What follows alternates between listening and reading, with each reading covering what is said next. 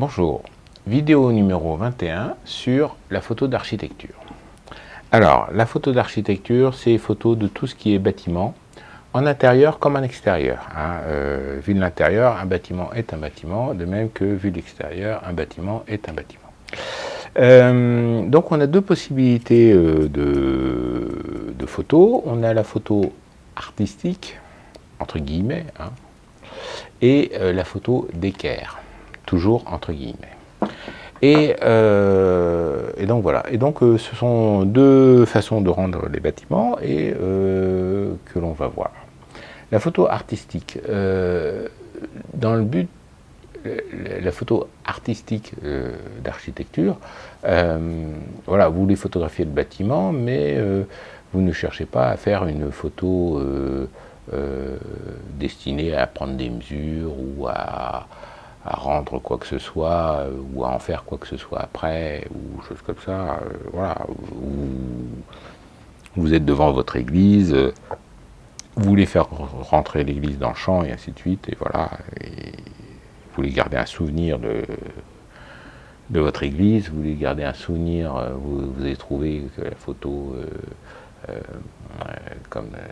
comme vous allez la cadrer, va lui donner une dynamique ou des choses comme ça par la perspective, et ainsi de suite, que vous allez utiliser. Voilà ce que l'on pourrait appeler une photo artistique de bâtiment. Et donc du coup, là, vous allez les points positifs, voilà, c'est si vous avez une focale courte, tout ça, vous allez pouvoir faire rentrer votre bâtiment dedans, et en choisissant votre point de vue, vous allez choisir la perspective, puisque c'est le point de vue qui définit la perspective. Point de vue géographique, pas le point de vue politique, point de vue géographique, où vous allez vous mettre par rapport à votre bâtiment, puis vous allez choisir la focale qui va permettre de faire rentrer la quantité d'angles de champ que vous voulez. Et ça va vous permettre de, éventuellement, grâce à la perspective, transformer votre bâtiment en quelque chose de gigantesque, pris à pic, en projection vers le ciel, masculin, qui écrase tout, qui avance avec des dents à rayer sur le parquet, ou au contraire, à l'écraser complètement, en faire une mode de Saint-Loup qui se liquéfie. Voilà. C'est ce que l'on pourrait appeler un rendu artistique de la photo d'architecture. Une autre photo d'architecture possible qui est un peu comme dans l'idée du portrait, de respecter le sujet en faisant une photo bien d'équerre, bien droite, bien carrée. Et c'est pas mal, c'est pas mal, moi j'aime bien ça, ça donne de bons résultats. Alors là, j'essaierai de je vous mettrai des photos d'exemples, des choses comme ça. Et alors l'idée, c'est d'éviter les phénomènes de perspective sur le bâtiment, et d'éviter notamment ce qu'on appelle les fuyentes verticales. Voilà, parce que voilà, donc je vous ai fait un joli petit dessin. Donc vous êtes ici, voilà. Et devant vous, il y a un grand bâtiment. Voilà. Et donc vous avez deux possibilités de faire votre photo. La possibilité en trait noir et la possibilité en trait vert. Donc en trait noir, c'est vous avez un axe optique qui est parfaitement horizontal. Et donc je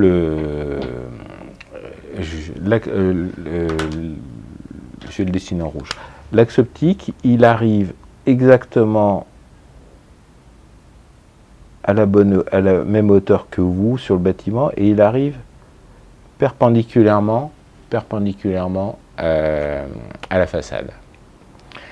Et dans ce cas-là, vous allez obtenir une image avec ce rectangle noir. Là, tac, tac. C'est vous l'appareil photo qui est là. Ça, c'est la photo prise d'équerre. Voilà. Dans le premier cas, où je vous avais dit, c'est le point de vue qui va faire la perspective et qui va faire des trucs comme ça, c'est le cas vert. Donc là, on imagine que vous visez vers le haut, de façon à ce que votre angle de champ qui est entre ce trait-là et ce trait-là, grosso modo s'équilibre, et puis on a tout le bâtiment qui rentre dans le cadre et on est content. Mais par contre, ce qui se passe, c'est que comme l'axe optique, il est là, eh bien, l'image du sommet du bâtiment, en fait, est à cette distance-là, est ici à cette distance-là. Voilà. Alors, attendez, j'espère que, hop, on va... Ouais, si, c'est bon, c'est dans le cadre. Voilà, donc est à cette distance-là. Et par contre, le pied de l'immeuble, lui, il est à cette distance-là. Il est à une distance plus proche. Alors, si le bâtiment, au départ, était... si le bâtiment au départ était parfaitement rectangulaire, hein, avec des belles verticales, le bas du bâtiment a la même taille que le haut du bâtiment.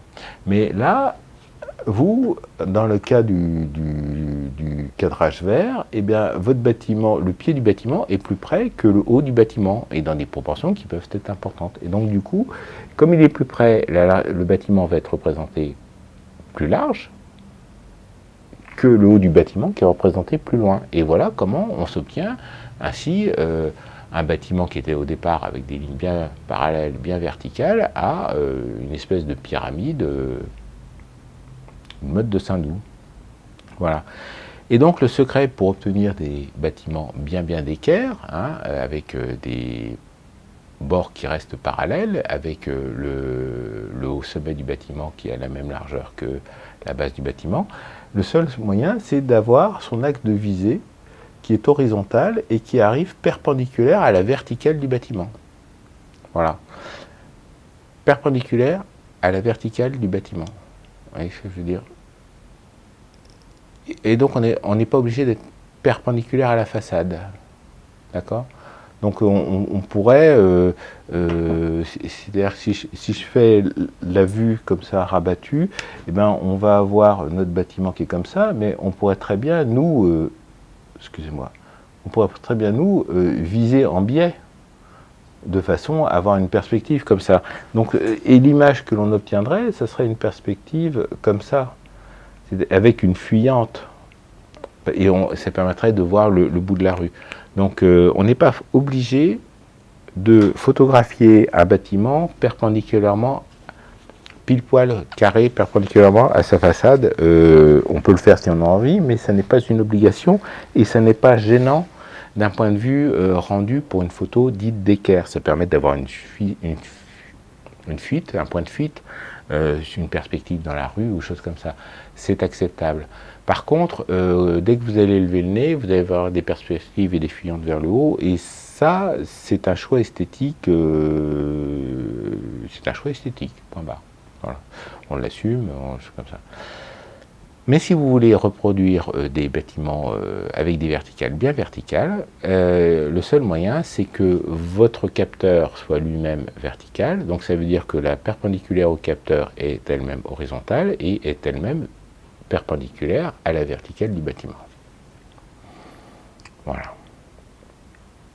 Et je dis bien perpendiculaire à la verticale du bâtiment. Par exemple, si vous voulez vous amuser à faire photographier la tour de Pise droite, et bien parallèle, et bien, il y a un endroit où on peut se mettre, on se met du côté où elle penche le plus, pouf pouf, vous mettez bien perpendiculaire, donc vous inclinez le boîtier avec, donc vous avez la tour de Pise, la tour de Pise penche, vous mettez à l'endroit qui va bien, et puis vous inclinez votre boîtier de façon à ce que ça, soit parallèle. Et dans ce cas-là, vous allez obtenir une tour de Pise qui, sur la photo, sa base et sa sommet sera parfaitement de la même dimension, avec donc des bords bien verticales et des choses comme ça, et c'est tout le reste de la photo qui va avoir des fuyantes et des perspectives et qui va être incliné. Vous voyez ce que je veux dire? C'est un choix esthétique et choses comme ça. Dans le cadre de la photo noire, du premier exemple, donc comme on vise horizontalement et choses comme ça, ben là on va sortir les focales, d'abord on va sortir le trépied et puis le niveau à bulle, pour être sûr d'être bien vertical, parce que, comme je disais, les règles, ça se contourne totalement, ça se contourne pas un peu. Hein, et donc du coup,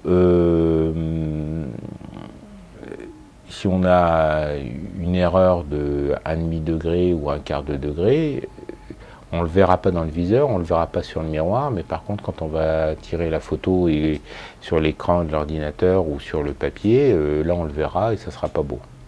Donc là il faut vraiment sortir le niveau à bulle, le trépied, et si possible un trépied avec une tête 3D, pas un trépied avec une rotule boule qui est une hérésie. Voilà. Et donc on sort un objectif avec un angle de champ suffisant pour avoir le sommet du bâtiment.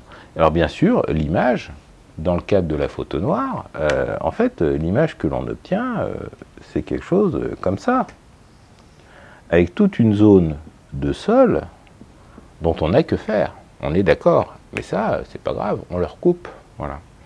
Alors, si on ne veut pas recouper son image parce que, tu comprends Coco, les pixels ça coûte cher, on ne va pas jeter des pixels, ça ne se fait pas, c'est pas chrétien, c'est pas catholique. Bon, d'accord, ben dans ce cas-là, on utilise ce qu'on appelle un objectif à décentrement. Alors, l'objectif à décentrement, je sais que je vous en ai montré un. C'est un objectif qui a un réglage qui permet de déplacer l'image pour ramener l'image au centre du capteur. Donc on se met dans cette position-là et puis on fait le décentrement et on a tout le cadre qui se déplace et on enlève le sol et des choses comme ça. C'est sympa, c'est pratique, c'est pas forcément un achat des premières semaines, c'est pas forcément un achat de la première année, c'est pas forcément un achat des premières années, mais si vous commencez à faire beaucoup de photos d'architecture, c'est un achat incontournable. Voilà. Mais il faut aimer la photo d'architecture, il faut aimer faire des photos de bâtiments, il faut voir ce que ça fait. Alors ça, moi j'en ai un, donc je mettrai des photos en exemple. Je trouve ça, moi personnellement, je trouve ça pas mal du tout. Hein. Je trouve que ça donne... alors, l'avantage de ce type d'objectif et l'avantage de la photo dite d'équerre. La photo dite d'équerre. C'est que quand on fait la photo d'équerre, on maintient les verticales et on peut avoir éventuellement des points de fuite horizontaux. Ça, c'est pas interdit. Mais du coup, souvent, on utilise des focales très courtes. En choisissant bien son point de vue, je trouve qu'on réussit à redonner au bâtiment l'image qu'il avait sur le dessin d'architecte. Et quand on fait ça, sur pas mal de bâtiments, on s'aperçoit que il y a eu une recherche esthétique dans l'architecte. Quand il a fait son dessin, il n'a pas fait n'importe quoi, et ainsi de suite. Et donc du coup, on comprend mieux certaines architectures, certaines fioritures dans les bâtiments qu'on ne comprenait pas, des paravents, des auvents, des projections, des choses comme ça. Et quand on réussit à retrouver le dessin de l'architecte, on comprend mieux le projet, des choses comme ça, voilà. Donc moi, personnellement, c'est quelque chose que j'aime bien faire, c'est sympa, c'est mignon, voilà. Donc, c'est des choses à essayer gentiment, hein. Vous essayez ça avec votre 18-55, hein, 18 mm, bon bah vous mettrez un peu plus loin, des choses comme ça, vous n'avez pas forcément besoin d'un petit cas de décentrement au début. Et puis si au fur et à mesure de vos voyages, au fur et à mesure de vos voyages, de vos sorties photographiques, hein, si vous faites autre chose que les photos des baptêmes, anniversaires, Noël et des choses comme ça, et que vous dites, bah voilà, je vais faire de la photo, donc je vais aller me balader dans la rue pour photographier des bâtiments qui ne sont pas à moi, qui ne sont pas chez moi, où j'habiterai jamais, mais que j'aime bien, ou des choses comme ça. Voilà, donc après, quand vous ferez, si ça devient un sujet, bah, vous pouvez éventuellement investir dans un objectif à décentrement. Voilà. Comme d'habitude, hein, soyez éco hein, pour essayer de comprendre et optimiser. Hein, donc prenez votre appareil photo, allez faire des photos de bâtiments, regardez ce que on peut faire. Ah oui, il y a une chose dont j'ai pas parlé. Oui, donc oui, maintenant j'y pense, une chose dont j'ai pas parlé. On peut redresser les perspectives avec les logiciels type Photoshop et choses comme ça, au prix d'une perte de qualité phénoménale. Phénoménale. C'est Voilà, parce que du coup, quand on est dans le cas du vert, eh bien, il faut beaucoup étirer ou beaucoup rapetisser en bas, et donc on perd beaucoup de champ, on perd beaucoup de pixels et des choses comme ça. Et pour moi, c'est un miroir aux alouettes, ça ne sert à rien. Donc ça vous permettra juste éventuellement de voir comment aurait rendu la photo si vous aviez un objectif à décentrement. Mais je pense qu'on perd beaucoup moins de pixels en faisant la photo noire, c'est-à-dire en prenant une focale la plus large possible, et puis en étant bien d'équerre et en enlevant les pixels que l'on veut, que l'on perd de qualité d'image et d'angle de champ à redresser dans le cadre de la photo verte. Voilà. Bon. Essayez. Comprenez, optimisez. Faites vos essais, faites vos gammes, essayez. Et faites-vous votre propre idée. Et faites des images. Au revoir.